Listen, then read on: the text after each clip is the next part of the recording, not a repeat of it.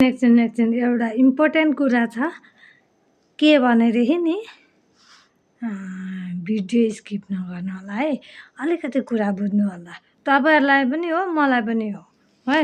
मैले चाहिँ आफै उयो गरेको होइन, मैले चाहिँ यसो गर्दा पो हुन्छ कि भनेर बुझेको हो।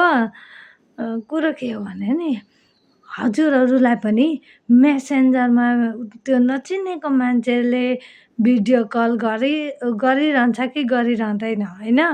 मलाई चाहिँ एकदमै भिडियो कल बेसी नै आउँछ होइन, नचिनेको मान्छे। अनि त्यहाँदेखि कति काट्छु, काट्यो फेरि आइहाल्छ, फेरि काट्यो फेरि। अनि मैले एउटै आइडिया लगाएँ हो, ब्लक आफूले नगर्दा नि हुने रहेछ, आफै ब्लक गर्दो रहेछ। त्यहाँबाट चाहिँ मैले के गरेँ भन्दा टक्कै कति काट्दा पनि भएन, आएकै गर्छ नि त होइन। त्यहाँबाट मेरो पालो पहिला यस्तो बनिराखेँ होइन, त्यहाँबाट यस्तो बनिराख्यो। त्यहाँबाट हाम्री सासूलाई पनि थाहा छ है, यहाँ छेउमा कोही बेला फेला पर्नुहुन्छ। अनि देखेर चाहिँ हुरुक्कै हुनुभयो होइन सासू आमा मेरो एक्टिङ देखेर। त्यहाँबाट यसो गरिरहेको होइन, ऊ त काटिरहेको, म काटिरहेको छु, ऊ गरिरहेको छ नि त।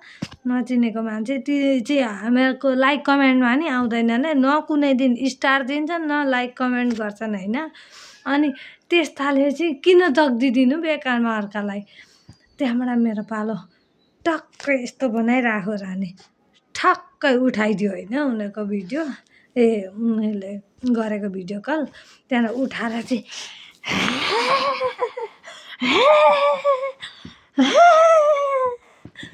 मात्रै गरिदिनु पर्छ कि साथीहरू।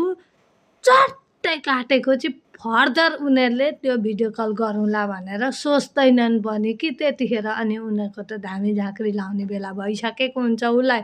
उसका गार्जेनहरूले धामी झाँक्री खोजेर चिन्ता गर्न थाल्छन् उसलाई, किनभने सातो मैले खाएको हुन्छ नि त। त्यही भएर अनि उसैले ब्लक गर्छ हामीलाई, हामीले गर्नु पर्दैन है त।